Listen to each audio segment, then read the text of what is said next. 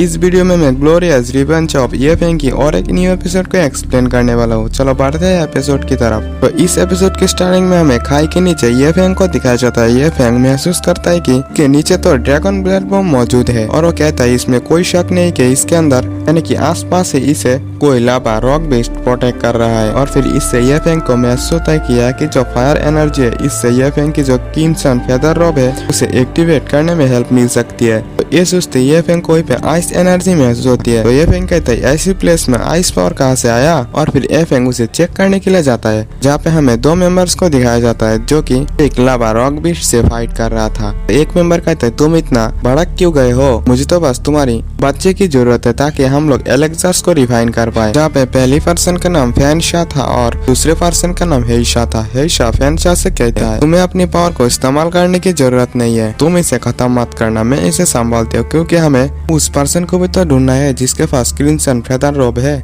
हमें एक बात बोलना तो भूल ही गया, ये दोनों भी 9 हेवन दाव पैलेस से था जो कि ब्लैक इंसिनरेशन हॉल की दो प्रोटेक्टर था। ये फेंग भी इनकी बातें चुपते हुए सुन रहा था। वो कहता है यानी कि ये दोनों मेरे क्रिम्सन फेदर रोब के पीछे आया है, ये दोनों एक ही ना 9 हेवन दाव पैलेस से है। तो वो 9 हेवन दाव पैलेस के मेंबर को ये फेंग के यहाँ पे होना महसूस हो गया। फैनशाह कहता है तुम कौन हो, तुम सामने आओ। तो ये फेंग भी उनकी सामने आते हुए कहता है तुम दोनों शायद से 9 हेवन दाव पैलेस से हो है ना। तो फैनशाह कहता है लगता है तुम 9 हेवन दाव पैलेस के कोई ओपोनेंट हो। क्यों, मैंने सही कहा ना, चलो कोई भी हो, तुम आज हमारी एक मदद कर दो। इस लावा रॉक बीस्ट के बच्चे को तुम अपने पास रख लो। और वो लावा रॉक बीस्ट के बच्चे को ये फेंग की ओर छोड़ दिया था जिसे ये फेंग पकड़ लिया था। और फिर ये फेंग कहता है ये तो मर चुका है, लेकिन थोड़ी देर में ये फेंग को महसूस हो गया था कि इसे अभी भी बचाया जा सकता है। और फिर हम देखते हैं कि वो लावा रॉक बीस्ट वहीं पे पहुंच गया था। फेंग के हाथों में उसके बच्चे को देखकर वो उसके ऊपर अटैक भी करने लगा था क्योंकि वो सोच रहा था कि ये फेंग ने उसके बच्चे को मारा है। ये फेंग उसके बच्चे को हील करने में लगा हुआ था जहाँ पे वो लावा रॉक बीस्ट ये फेंग के ऊपर अटैक कर ही जा रहा था। ये फेंग कहता है तुम मेरे ऊपर अटैक क्यों कर रहे हो, मैं तो तुम्हारे बच्चे को हील करने में लगा हुआ हूँ। हेईशा कहता है क्या हमें उसकी मदद करना चाहिए। फैनशाह कहता है नहीं, हम लोग देख ही सकते हैं, हम लोग इसका फायदा उठा सकते हैं। तो ये सुनते ही हेईशा ये फेंग को ध्यान से देखते हुए कहता है क्या आपने देखा उसकी बॉडी में जो एनर्जी है वो कुछ हद तक क्रिम्सन फेदर रोब से मिलता जुलता है, क्या ये क्रिम्सन फेदर रोब का ऑनर है। और फिर हम ये फेंग को देखते हैं जो कि उस लावा रॉक बीस्ट के बच्चे को लेकर भाग ही रहा था। और वो कहता है मैं तुम्हारे बच्चे को ठीक करने के लिए लगा हुआ हूँ, तुम मेरे ऊपर अटैक क्यों कर रहे हो। लेकिन वो लावा रॉक बीस्ट नहीं मानता और ये फेंग के ऊपर फिर से अटैक करने के लिए आता है। तो ये फेंग कहता है बड़ी अफसोस की बात है कि तुम मेरी बातों को नहीं समझ सकते,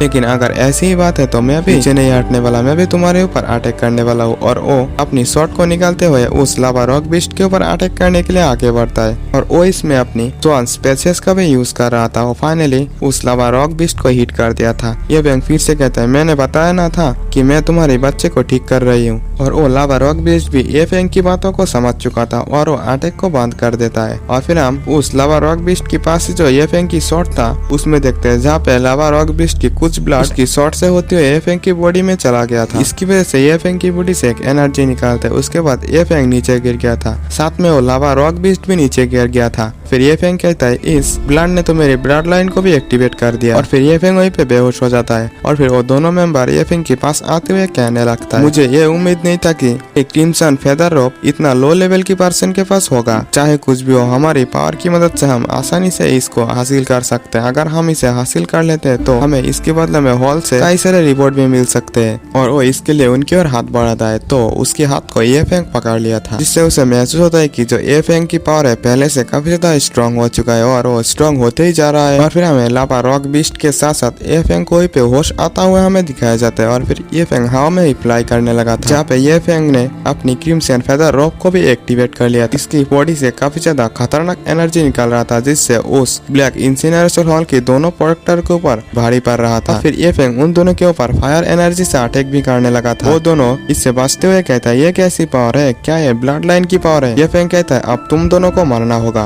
अब ये फेंग इस बात को कहा था उसकी वॉइस कुछ चेंज सा लग रहा था। और फिर ये फेंग उन दोनों को कैद कर लिया था। वो उन दोनों को खत्म करने के लिए अपने ड्रैगन एम्पायर ब्लड लाइन की मदद से उनके ऊपर एक अटैक करता है। यानी कि इससे हमें पता चलता है कि जियांफेंग की बॉडी में जो है वो ड्रैगन एम्पायर ब्लड लाइन की पावर है। जैसे वो अटैक उन दोनों के पास आता है तो इस पावर की वजह से वो दोनों जल के राख हो गया था। और फिर हमें उस ड्रैगन को फिर से दिखाया जाता है जो कि फिर से येफेंग की बॉडी में चला गया था। और फिर वही पे लिंग लिंग भी अपनी दोनों सर्वेंट के साथ पहुंच गया था। वो येफेंग को बुलाने लगता है। येफेंग हवा में फ्लाई कर रहा था। उसके चारों तरफ एक भयानक एनर्जी दिखाई दे रहा था। तो लिंग लिंग उसे बुलाने की कोशिश करता है। जैसे येफेंग की नजर लिंग लिंग के ऊपर पड़ता है तो वो लिंग लिंग की ओर आगे बढ़ता है। तो लिंग लिंग को भी इससे डर लगने लगी थी, लेकिन येफेंग की पावर खत्म होने की वजह से आधे रास्ते में वो बेहोश हो गई थी। तो ये देखते लिंग लिंग उसे पकड़ ली थी, जहाँ पे वो येफेंग को नीचे लाते हुए उसे जगाने की कोशिश करती है, लेकिन येफेंग तो जागने का नाम ही ले रहा था। और फिर हमें उस लावा रॉक बीस्ट को भी दिखाया जाता है जो कि उनकी तरफ ही आ रहा था। तो वो सभी भी इससे डरने लगी थी। और फिर हमें कुछ देर की सीन को दिखाया जाता है जहाँ पे फाइनली येफेंग को भी होश आ गया था। और वो अपने सामने लिंग लिंग को देखकर कहता है, लिंग लिंग तुम जब तुम आए तब वो दोनों कहाँ गए? तो लिंग लिंग कहती है, उन दोनों को तो तुमने मार डाला।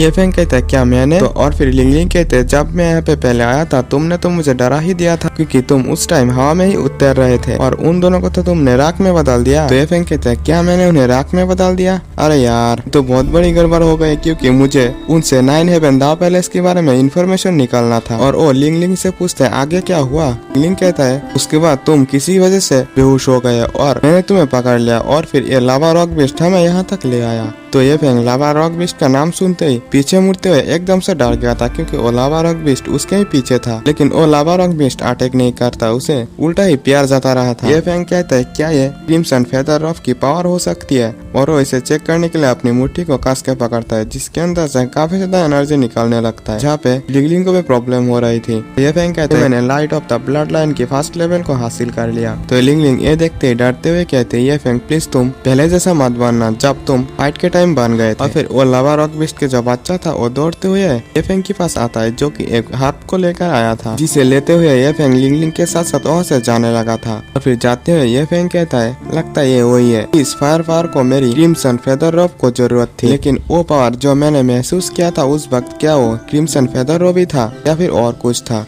जिसकी वजह से मैं बेहोश तक हो गया। फिर हम उसकी बॉडी में क्रिम्सन फेदर रॉफ को देखते, उसी के साथ साथ 2 आंखों को भी देखते हैं। और इसी के साथ साथ ये एपिसोड भी पे एंड हो जाता है। तो अगर आप लोगों ने अभी तक हमारे चैनल को सब्सक्राइब नहीं किया तो प्लीज सब्सक्राइब कर लेना और वीडियो को भी एक लाइक कर देना। मिलते हैं नेक्स्ट वीडियो में, बाय बाय।